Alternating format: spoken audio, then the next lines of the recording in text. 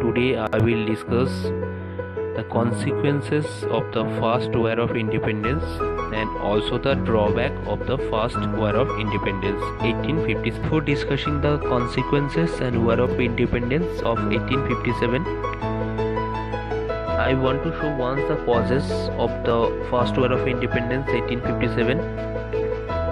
As you know that without causes we cannot correlate the impact or results or the consequences of any type of the battle. So first of all, you see the causes. There was total 4 causes: political causes, socio-religious causes, economic causes and military causes. So under of the political causes we got these are the points: that British policy of expansion, like the outright words, subsidiary lines, doctrine of lapse and annexation of Awadh. Next, disrespect shown to the Bahadur Shah, was the last Mughal ruler.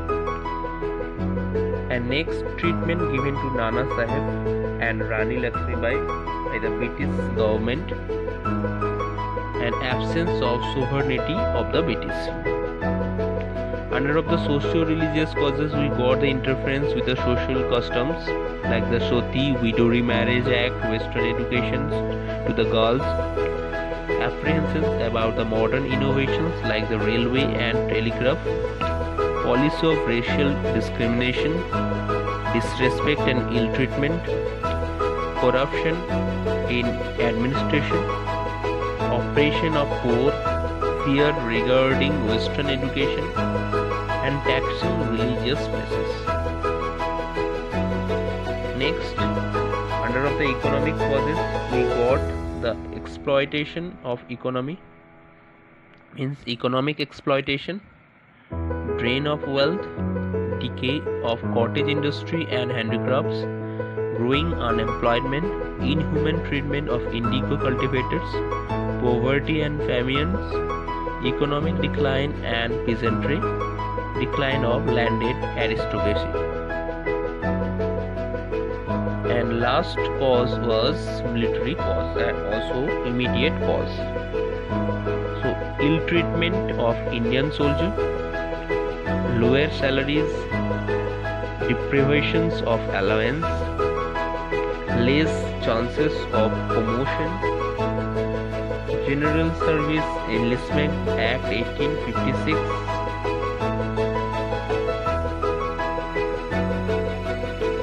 next the larger proportions of Indians in the British Army, faculty distributions of troops, poor performance of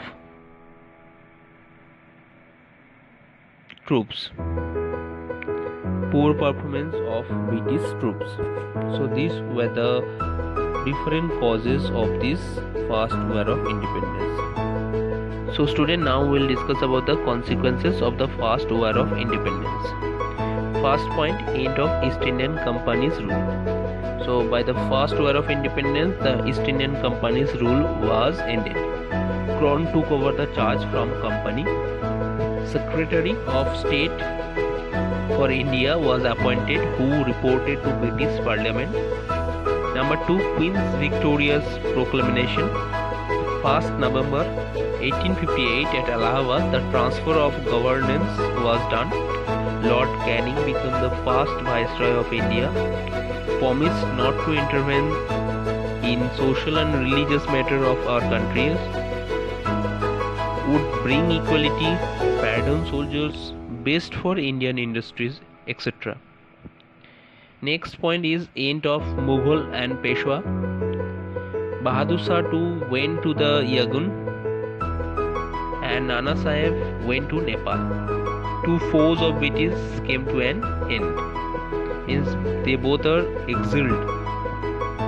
Next, relation with the princely state. Policy of annexations and doctrine of lapse were abandoned after the first war of independence. But policy of divide and rule was imposed after the first war of independence. means after 1858 British started divide and rule policy, caste against caste, princes against peoples, and Hindus against Muslims. Next, widening gulf between the Hindus and Muslims. British sowed seeds of hatred among the Hindus and Muslims, and that can stop the revolt against of the British. Next, racial antagonism. Racial antagonism means British believed that they were superior and maintained distance from Indians. So that's why railway, parks, hotels, etc. had seats reserved for European only. Next, religious changes. One more point is there: increased racial bitterness.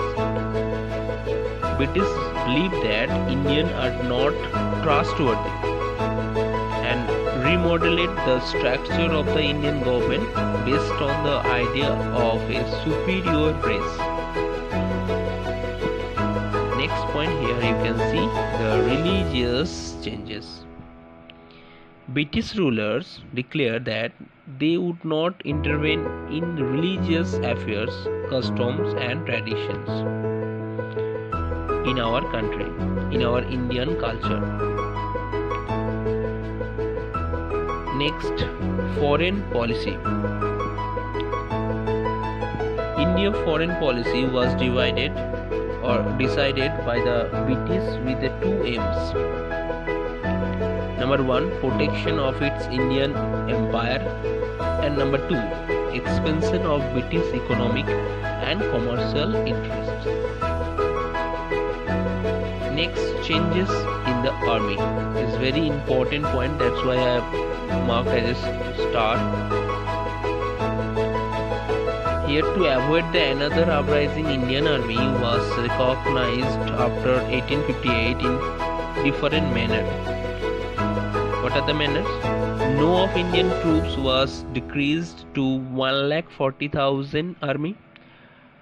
No of European troops was increased to 65,000.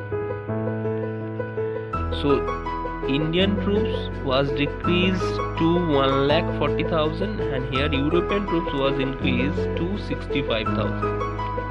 And also European troops were kept in key locations. Policy of excluding Indians from the official position was strictly followed.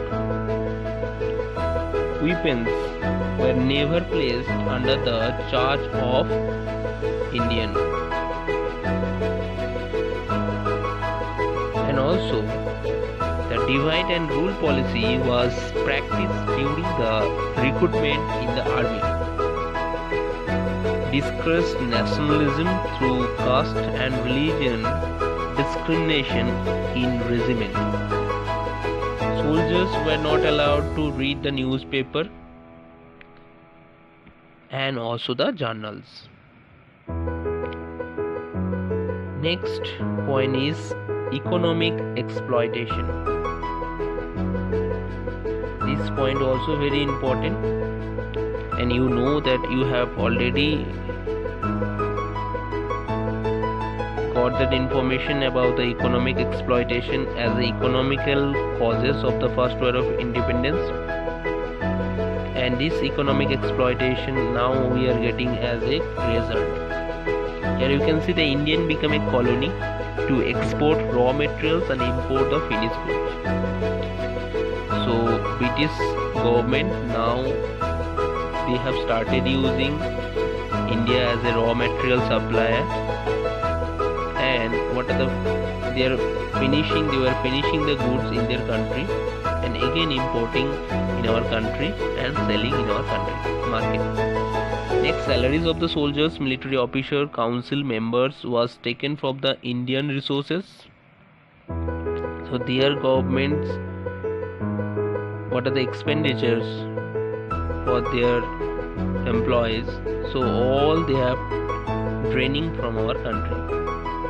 Peasants were bankrupt, poor during British rule.